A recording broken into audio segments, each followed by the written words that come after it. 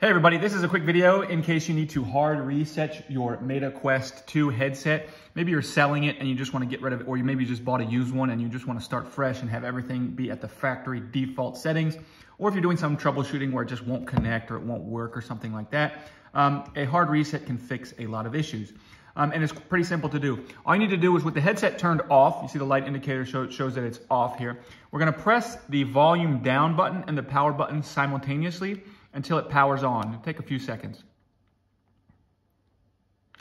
It powers on and you'll see it'll power on with this red light.